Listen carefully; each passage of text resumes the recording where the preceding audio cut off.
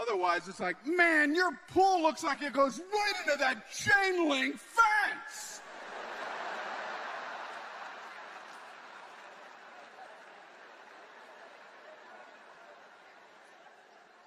I was on a swim team as a kid.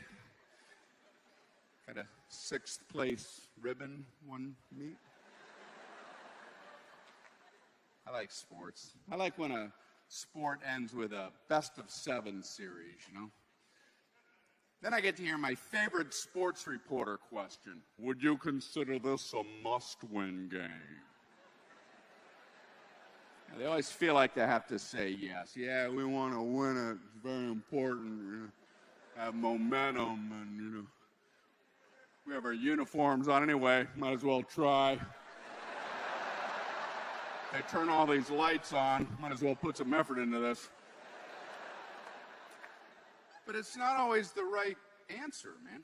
It's a math question. I wish I would answer that honestly. It's a best-of-7. You're down 1-0. Would you consider this a must-win game? No.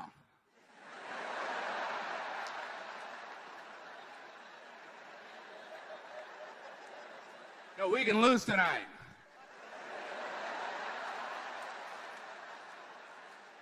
We can lose tomorrow night, too. We don't want to, but that wasn't your question.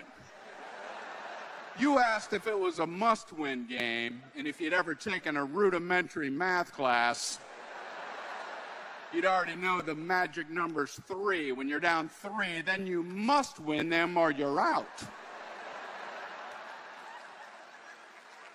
I also don't like, hey.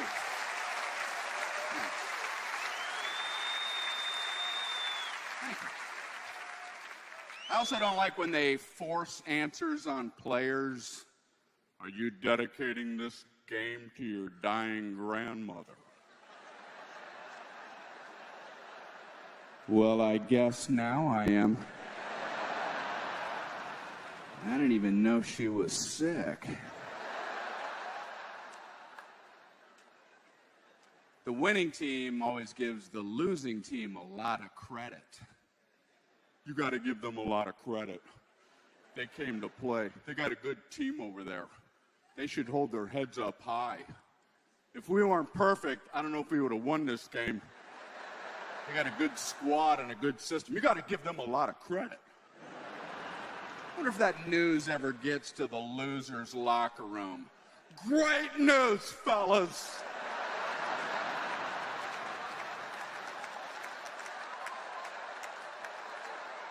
I just came from the winner's locker room. I am not making this up. They are giving you a lot of credit. I was just there. I got here as quickly as I could.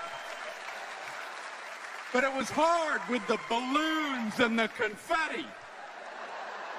And all the champagne in my eyes. I was bouncing off walls. You're getting a lot of credit for their championship. And they're inviting all of you to come over and kiss their rings.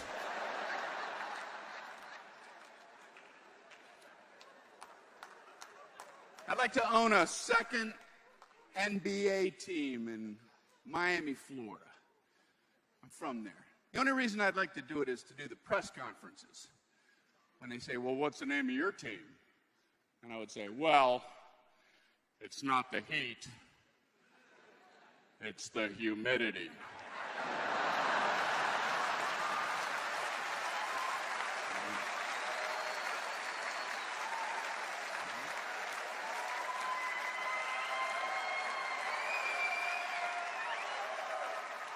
And then I would sell the team right after the press conference. And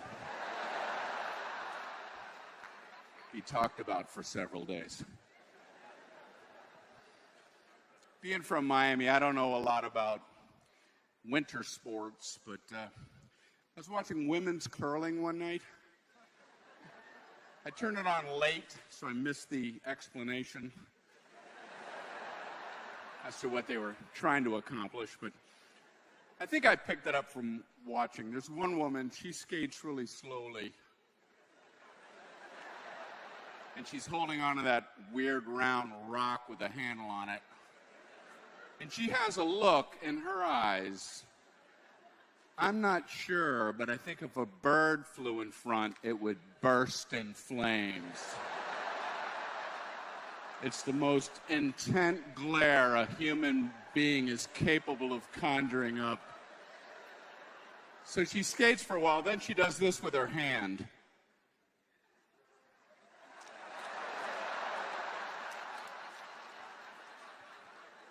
And then 8 women scream at the top of their lungs for 2 minutes straight. Go to the left! Go to the left! Go to the left! Go to the left! Go to the left! It's quite relaxing.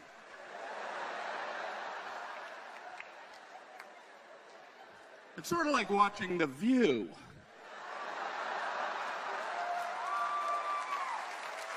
I like The View. I like the women on The View. I just want to hear them one at a time. It's hard to pierce through the cacophony. All right, guys, you're great. We're going to take a couple-second break here.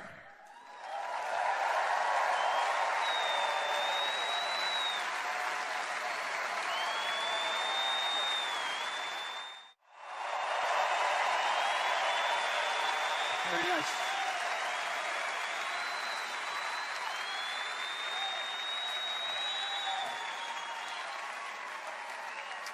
Okay, we're back.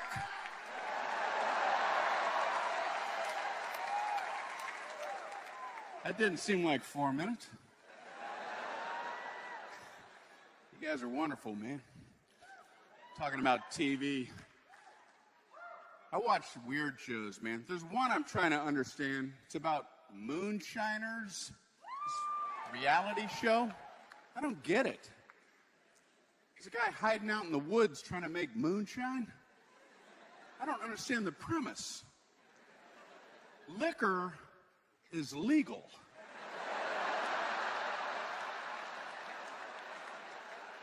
What's he doing? Hiding behind trees. Woo, woo, woo! Don't tell anybody I'm out here.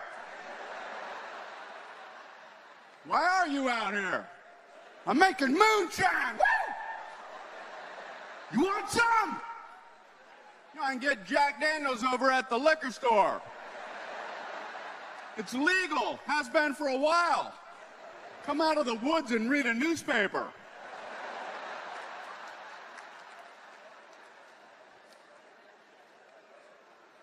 Of course, our TVs are now filled up with election stuff. I don't know why anyone would ever want to be the president of the United States.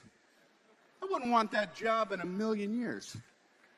Can you imagine being awakened every morning like this? Problems.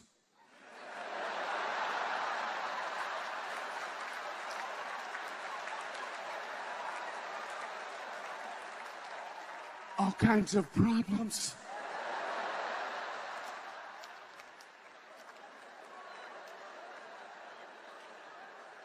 But people are seeking it out.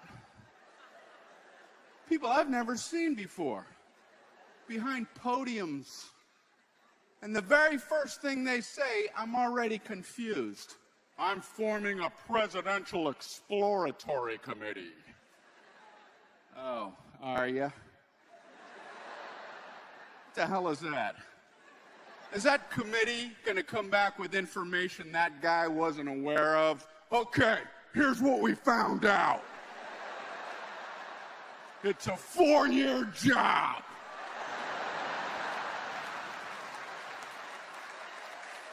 Four years? Yeah, and you got to be in charge of everything. Well, I don't want to do that. It's a good thing you sent us out first. We met Lewis and Clark out on our expedition. Speaking of important jobs, we had the Pope here in town, of course, right?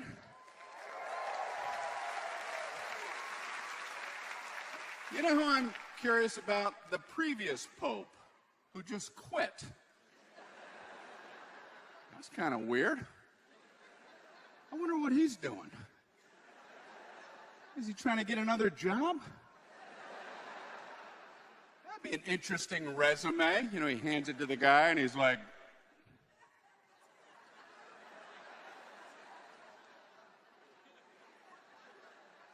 you tell him we're not hiring.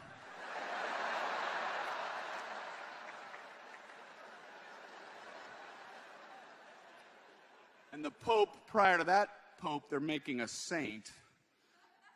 So I was reading about sainthood to see what the requirements are, you know, see if I'm on the right track.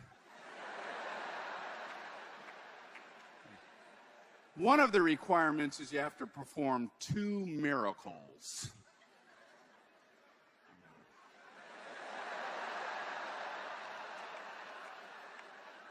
I can sort of do that thing where you put your 2 index fingers together and then you look off in the distance and you can see like a floating sausage. You have to relax your eyes. Relax your eyes. Okay, so that's one.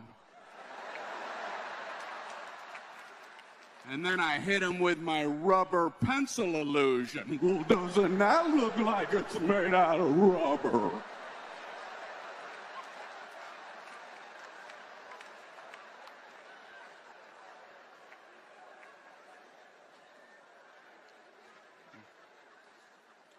I've had some weird jobs, man.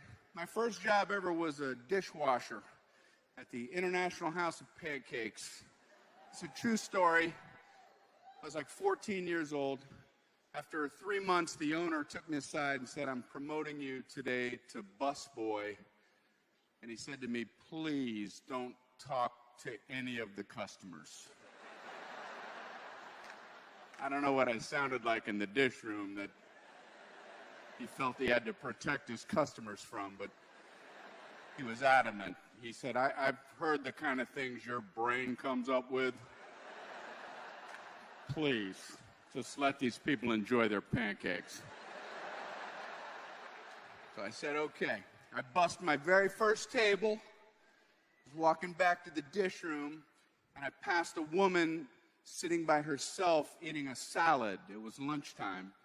And as I was walking by, she said, excuse me, well, what am I supposed to do now? I'm not allowed to talk to anybody!